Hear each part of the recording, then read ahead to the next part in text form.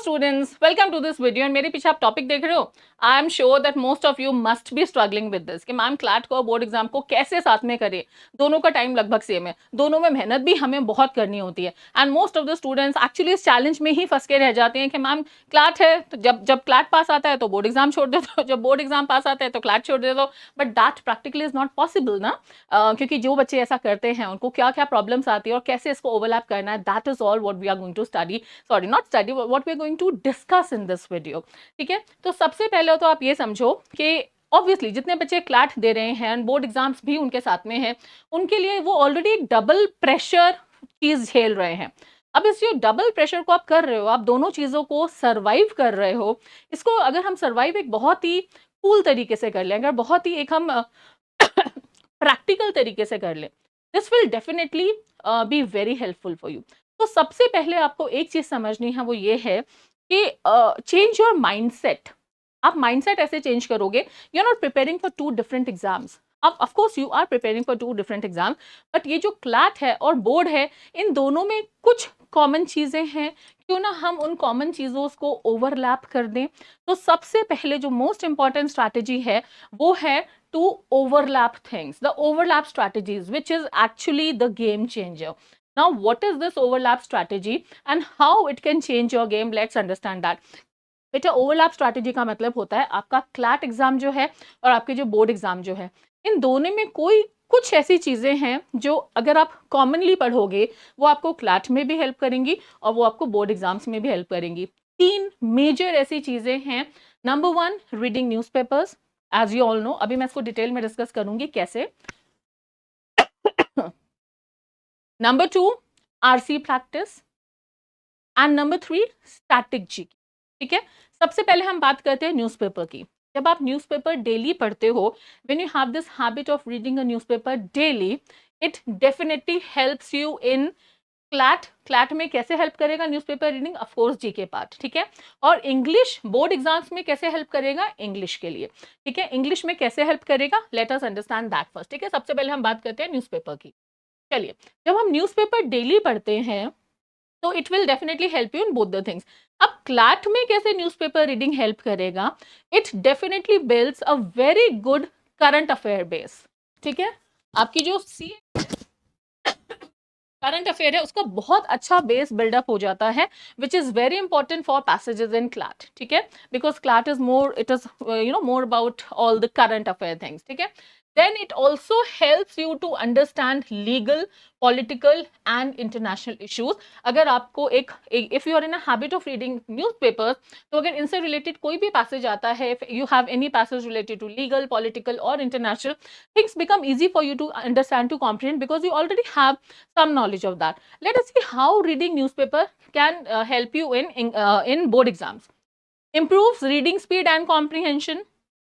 As you know कि board exam English में भी आरसी आता है, and if you are in a habit of reading, it will definitely improve your reading speed and comprehension. The more you learn, the more you enhance your vocabulary. ठीक है, जितना आप read करोगे, जितना आप ज्यादा पढ़ोगे, उतनी ज्यादा आपकी वोकैबुलरी एनरिच होगी और उतना इजी कॉम्प्रिहेंशन हो जाएगा। ये मुझे बार बार समझाने की जरूरत नहीं है, सब बच्चे अच्छे से ऑलरेडी जानते ही हैं। ठीक है, and yes, if you have a lot of knowledge, obviously that knowledge can be utilized in content for writing. Content for writing में क्या क्या आता है? आपके एसेज आ जाते हैं, आर्टिकल्स आते हैं, ये सब लिखने के लिए आपको बहुत अच्छा बेस और कंटेंट मिल जाता है if you have a lot of knowledge already. ठीक है, अब प्रैक्टिकली इसको करना कैसे है, that is more important. Practically आप क्या करोगे? आपको एटलीस्ट 15 to 20 मिनट्स मैक्सिमम, मैं मिनिमम नहीं बोल रही, मैक्सिमम डेली अगर 20 मिनट भी पढ़ोगे ना, that is more than enough. आपको पढ़ना है, क्या पढ़ना है, कितना पढ़ना है, मैंने बता दिया 20 minutes. Please focus on national and international news and the important issues.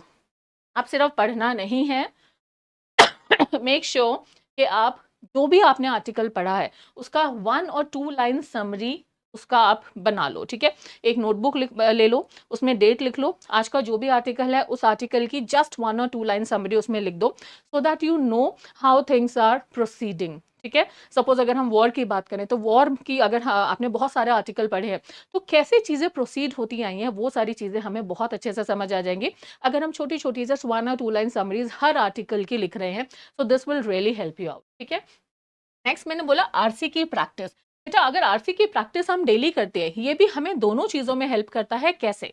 ठीक है, क्लैट में definitely, because you know CLAT is a paper which is completely based on RC, तो ये तो मुझे बताने की जरूरत नहीं है, it will build your influence, tone, assumption, skill, सब कुछ आरसी प्रैक्टिस से आ जाएगा, और आपकी स्पीड और एक्यूरेसी तो डेफिनेटली बढ़ेगी। अब बोर्ड में कैसे हेल्प करेगा RC practice? It will directly help you in the unseen passages and it will also help in your answer framing. Answer को कैसे फ्रेम करना है ये भी आप समझ जाओगे। ठीक है, कैसे करना है? Do 1 RC daily. ठीक है, बहुत ज्यादा हमें ओवरडू नहीं करना है। इनिशियली आपको 1 आरसी डेली करना है। इनिशियली आप टाइमर लगाओगे 8 to 10 मिनट्स का, ये मैं इनिशियल बोल रही हूँ। ठीक है, फिर धीरे धीरे धीरे इसको हम कम करते जाएंगे एंड इवेंचुअली जो हमारा टाइम आना चाहिए that will be somewhere near to 5 to 6 minutes. Initially 8 to 10 minutes is fine, but eventually you have to bring it down to 6 minutes. I mean within 6 minutes you have to do it, because CLAT में you have 4 passages, 20 minutes roughly हमें देने हैं, तो हमें 5 to 6 minutes के अंदर एक passage करना ही है। ठीक है, then most important thing is start analyzing as you read. क्या एनालाइज करना है? Why was the answer wrong? This is the most important thing. ठीक है, एंड अगर वो गलत है तो उसका एनालिसिस कैसे करना है? वो मिसअंडरस्टैंडिंग थी, या कंफ्यूजिंग ऑप्शंस थे, या कॉन्सेप्ट क्लैरिटी नहीं था। ठीक है, बिकॉज कभी कभी मेन आइडिया, इन्फ्रेंस, इन सब में हमें कॉन्सेप्ट समझने होते हैं। तो basically when you do a RC it is again a shared skill. How? Because it help both in exam quality. ठीक है, बोथ एग्जाम की क्वालिटी को ये बिल्डअप करने में हेल्प करता है। Third is static GK. अब स्टैटिक जीके है, डेफिनेटली आपके जनरल अवेयरनेस को तो इनहांस करेगा ही, साथ में आपका राइटिंग कंटेंट भी ये बढ़ाता है। नाउ लेट अस सी स्टैटिक जीके कैसे दोनों में काम करता है। क्लैट में obviously if you have a good hand on static gk it will help in polity, legal awareness, gk section. It will definitely build a good conceptual clarity अगर static gk की knowledge अच्छी है तो। अब boards में कैसे static gk help करेगा? when you add examples in answers and essay, no, you'd get extra marks. So if you have a habit of reading, if you have a good knowledge bank here, and if you are producing that in your examples, believe me बच्चों, वहाँ पे teacher भी सोचेगी कि इस बच्चे के मैं marks कहाँ काटूं। ठीक है, तो वो चीज लाओ। आप जितना कंटेंट अपना रिच रखोगे ना, उतना टीचर कंजूसी नहीं करेगी आपको मार्क्स देने में। ठीक है, so it definitely makes your answer more mature and impactful. This is the most important thing. तो reading, RC, static GK, इन सब के अपने अपने benefits है। How to do it again? You have to study 10 to 15 minutes daily. आपके पास यहाँ से बहुत सारा कंटेंट है, क्या क्या पढ़ना है? These are the important things. Please focus on constitutional basics. Please focus on important concepts. Please focus on basic geography and politics. And static GK जो है वो आपका दोनों एग्जाम्स में एक बहुत अच्छा कंटेंट बनेगा, जो आपको आंसर्स को इम्पैक्टफुल बनाने में काम करेगा और पैसेजेस को समझने में काम करेगा। सो आई होप अब हम ये नहीं सोचेंगे कि क्लैट अलग है और बोर्ड एग्जाम्स अलग हैं, बिकॉज बहुत सारी चीज़ें जो हैं वो ओवरलैपिंग है। ठीक है, अब और बहुत सारी चीज़ें जो हमें समझनी है। सबसे पहली तो ये है the time is same for everyone बच्चों। ठीक है, but what matters is top students are those who know how to use one effort in two places. आप एक बार एफर्ट करो, आप एक न्यूज़पेपर पढ़ रहे हो, लेकिन वो आप क्लैट में भी यूज कर रहे हो और आप बोर्ड्स में भी यूज कर रहे हो। आप एक बार स्टैटिक जीके पढ़ रहे हो और आप दोनों जगह यूज कर रहे हो, है ना। आप एक बार आरसी की प्रैक्टिस कर रहे हो and how effectively you can use it both the places. आप ये मत सोचो कि क्लैट के लिए आरसी कर रहा हूँ तो वो सिर्फ क्लैट में काम आएगा, बेटा वो बोर्ड्स में भी काम आएगा। ठीक है, चलो मोस्ट इंपॉर्टेंट थिंग एंड सबसे बड़ी जो बच्चे गलती कर देते हैं वो है सब्जेक्ट ब्लॉकिंग करके। बेटा आपको सब्जेक्ट ब्लॉकिंग नहीं करना है, आपको टाइम ब्लॉकिंग करना है। अब इसका क्या मतलब है? Let me explain you that. ठीक है, when I say you have to do time blocking instead of subject blocking, बच्चे जब अपना टाइम टेबल बनाते हैं ना, टाइम टेबल में वो ये लिखते हैं सुबह 10 से 11 इंग्लिश, फिर 11 से 12 GK, then maybe history, then maybe geography, whatever. Don't do this. Do time blocking. Time blocking का मतलब है this is the most important thing that you must understand. एक बार ये ध्यान से देख लो, ये इसलिए जरूरी है because actually जो मैटर करता है that is your brain energy rather than I can say the subject order. आप ब्रेन एनर्जी पे फोकस करो बेटा। जब हम सुबह उठते हैं उस टाइम हमारी ब्रेन की एनर्जी सबसे हाई होती है, उस time we are very fresh. जब हमारा माइंड सबसे फ्रेश होता है तब हम वो चीज़ पढ़ें जिसमें आपको पहले से कुछ नहीं पता, आपको सब कुछ वहीं पढ़ के वहीं आंसर देने हैं, है ना। बोर्ड एग्जाम्स में तो आप पहले से पढ़ के जाते हो और उससे रिलेटेड आपके आंसर्स होते हैं। Morning when you are fresh, give time to CLAT, okay, fresh mornings you should focus on clat because that is a time when fresh brain is needed, okay। फिर afternoon में maybe it can be when you are going to school or when you are in the coaching or maybe when you are at home। जो दोपहर का time है ना उसमें boards को importance दो। इवनिंग में दोबारा से आपको करनी है क्लैट की प्रैक्टिस। सुबह आपने कोई कॉन्सेप्ट पढ़ लिया, शाम को आप प्रैक्टिस करोगे, ठीक है। और नाइट में आप बोर्ड्स का रिवीजन करोगे, क्योंकि नाइट तक हमारा माइंड भी थोड़ा सा नीचे आ जाता है, तो वहां पे कोई फ्रेश चीज करने से बेटर है आप रिवाइज कर लो चीजों को। So this is the most important thing and this could be a game changer अगर आप इसको इफेक्टिवली समझोगे, अगर आप इसको इफेक्टिवली फॉलो करोगे। टेल मी वन थिंग, जितने भी बच्चे अभी मुझे सुन रहे हैं बेटा, जब हम दोनों एग्जाम्स के लिए पढ़ते हैं what is more important, quality और क्वांटिटी। आपने एक फुल मॉक कर लिया, आपने 5 सेक्शन 120 क्वेश्चन करे, लेकिन उस मॉक में आपके 60-70 से ज्यादा मार्क्स ही नहीं आ पा रहे हैं एज कंपेयर टू आपने 1 या 2 सेक्शंस किए उस मॉक के, बट आपकी एक्यूरेसी अच्छी है। तो आई वुड से इनिशियली आप फोकस करोगे क्वालिटी पे। अगर आप पूरा मॉक नहीं कर पा रहे दैट्स ओके, अगर आप पूरा मॉक करके भी 60-70 नंबर ला रहे हो बेटा, उससे बेटर है कि आप सेक्शंस करो, ठीक है। उससे बेटर है कि आप सेक्शंस करो, फोकस करो और उसका एनालिसिस करो। एक बार जब आपका सेक्शन वाइज एक्यूरेसी आने लग जाएगी, फिर हम चलेंगे क्वांटिटी पे। Initially you will focus on quality, that means initially you will focus on accuracy। once you start getting accuracy फिर धीरे धीरे जाओ क्वांटिटी पे, ठीक है। हमें ये नहीं करना है कि मुझे पूरे 120 क्वेश्चन करने हैं, लेकिन उसको 120 करने का फायदा क्या है, लेकिन जब मेरे मार्क्स अच्छे नहीं आ रहे हैं, तो हाँ इस चीज को समझो, ठीक है। नाउ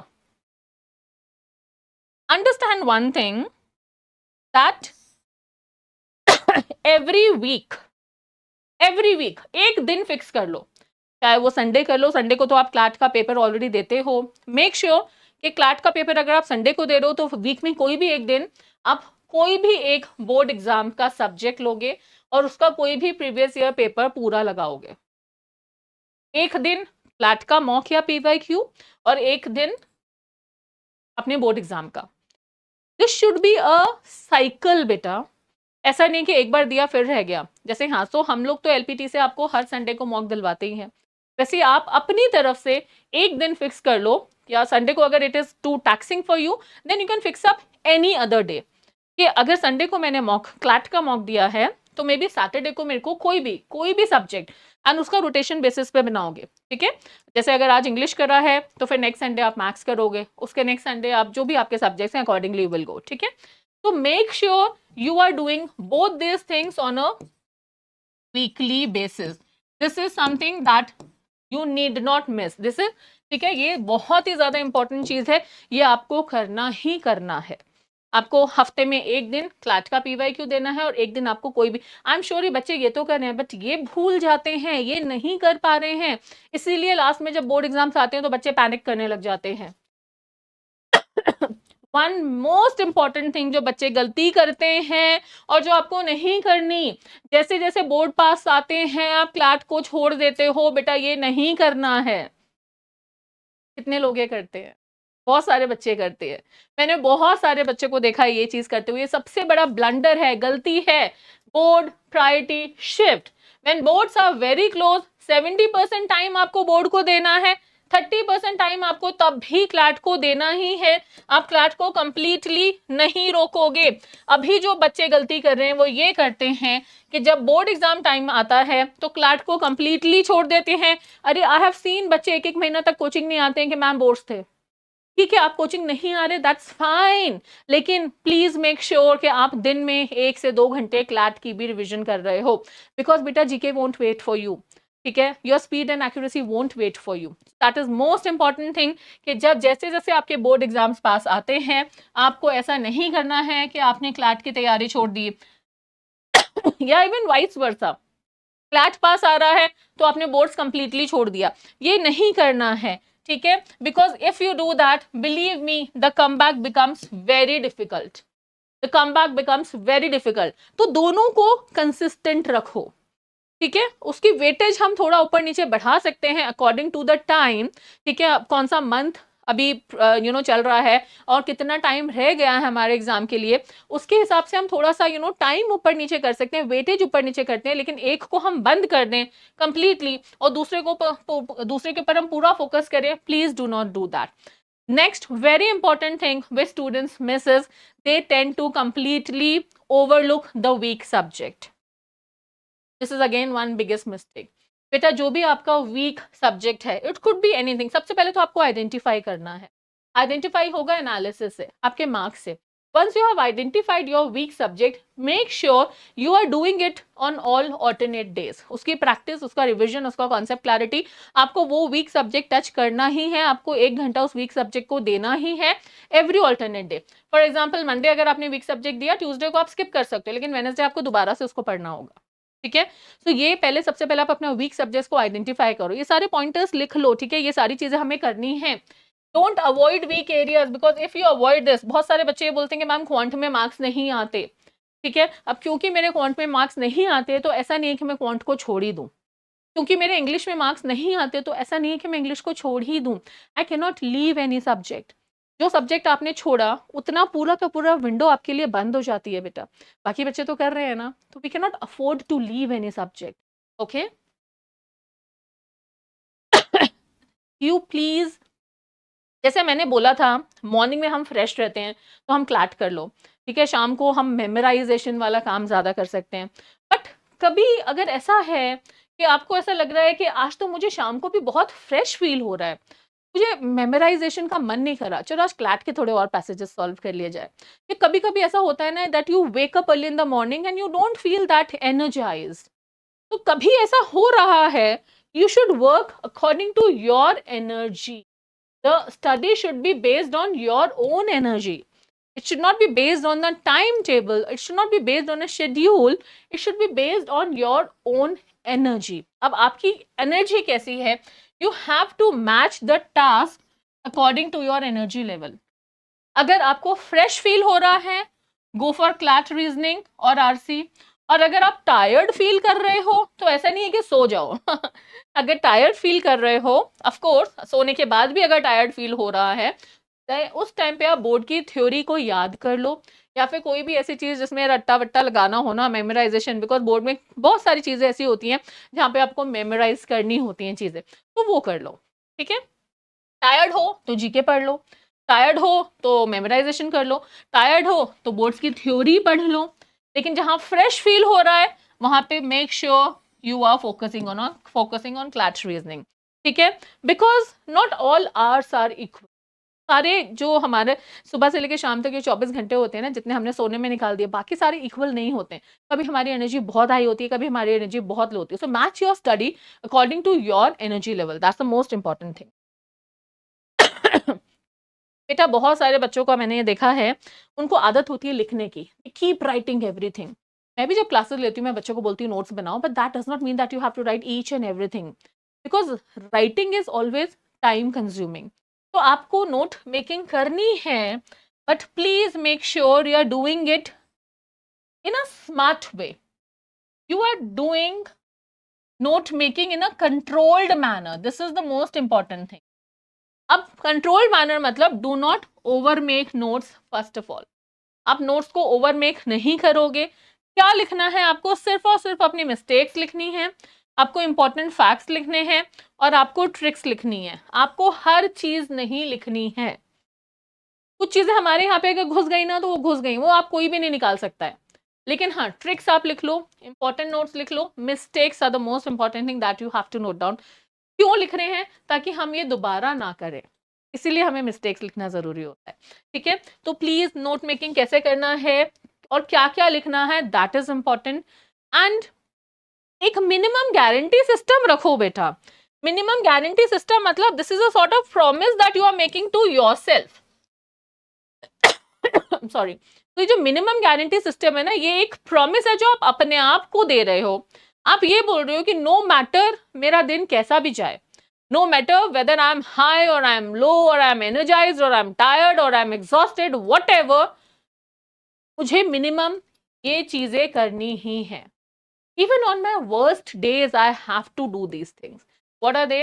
20 minutes newspaper मुझे पढ़ना ही पढ़ना है, चाहे मेरा मन हो चाहे ना हो, मुझे ये करना ही है। मुझे 30 मिनट्स क्लैट को देने ही हैं, दिस इज डेली, मुझे इतना करना ही है। एंड 1 आवर ऑफ बोर्ड्स मुझे कर, बेटा ये मैं बता रही हूँ सिर्फ वर्स्ट डेज पे, बाकी में तो ऑब्वियसली इससे ज्यादा होगा, ठीक है। दैट डजंट मीन कि हम रोज सिर्फ इतना करेंगे, बट जो हमारे जो वर्स्ट डेज हैं, जब हमारी एनर्जी बहुत डाउन है, तब भी मेक श्योर ये लगभग ये 2 घंटे आपको इतनी चीजें करनी ही है। Please do not waste your entire day, not even on a Sunday, ठीक है। हमें कोई भी दिन नहीं अपना वेस्ट करना है, ठीक है। ये मिनिमम बेयर मिनिमम है, आपको करना ही करना है, ठीक है। कुछ चीजें हैं जो हमें अब ध्यान रखनी है। सबसे पहले संडे सिस्टम। संडे का सिस्टम ये है, संडे को हमारे छुट्टी नहीं होती है, क्योंकि आपके पास 2 चीजों का प्रेशर है ना, तो आप संडे को छुट्टी नहीं ले सकते हो। संडे के दिन आप क्या करोगे, संडे के दिन आपने जो भी अपना मॉक दिया है, जो सुबह हमने क्लैट का मॉक दिया, 2 to 4 आप क्लैट का मॉक देते हो, और उस वीक में जो भी आपने बोर्ड एग्जाम का PYQ दिया होगा, आप उसका एनालिसिस करोगे हर संडे, ठीक है। You will do the analysis, this is the most important thing. सिर्फ करना इज वन थिंग, पर हमने क्या गलत किया और उसको कैसे सुधारना है, that is the next thing that will increase your marks to next level, ठीक है। तो संडे सिस्टम में आपको ये करना है कि आपको एनालिसिस करना है दोनों चीजों का, फ्लैट का भी और बोर्ड्स का भी। अगर जो गलत हुआ है वो आप एनालिस करोगे क्यों हुआ है गलत, ठीक है। नेक्स्ट, डिस्ट्रैक्शन कंट्रोल स्ट्रैटेजी, ये आपको सबको अपने लिए करनी है। सबसे बड़ा जो बिगेस्ट डिस्ट्रैक्शन होता है that is mobile phone.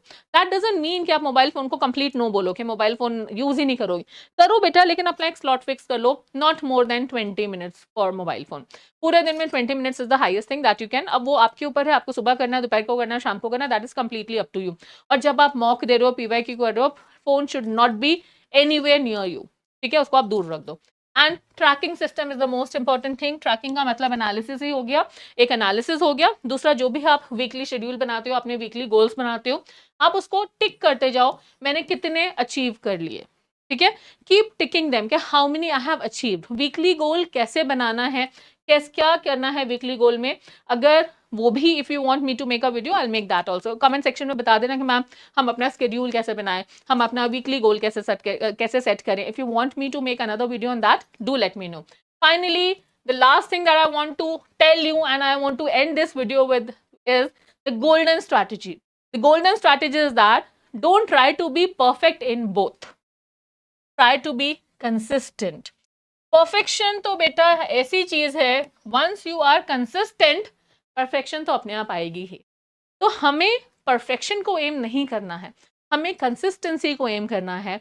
And believe me, once you are consistent throughout, if you are consistent, जितना मैंने बताया कि हर वीक ये करना ही है, इतना टाइम आपको इसको देना ही है, विदाउट फेल आपको ये करना ही, अपनी चेकलिस्ट बना लो, ठीक है। मंडे को, ठीक है, Monday Tuesday Wednesday Thursday Friday से सैटरडे तक की अपनी चेकलिस्ट बनाओ। डेली न्यूज़पेपर रीडिंग हो गया, टिक करो, ठीक है। 1 आवर फॉर क्लैट हो गया, टिक करो, ठीक है। Half an hour for board, जो भी है अपना वो शेड्यूल बना के रखो, हो गया, टिक करो। अपनी आपकी वीकली डे बाय डे अपनी स्ट्रैटेजी बनाओ और उसमें चेकलिस्ट बनाओ जिसमें आप उसको टिक करते जाओ, because once you are consistent, perfection will follow, ठीक है। So with this note, I end the video for the day, and if you want me to make another video on how to make the schedule for CLAT and boards together, kindly let me know in the comment section. I'll come up with that as well. Chalo, good luck to all of you, and I hope you conquer both with flying colors. See you in some other video. Bye bye.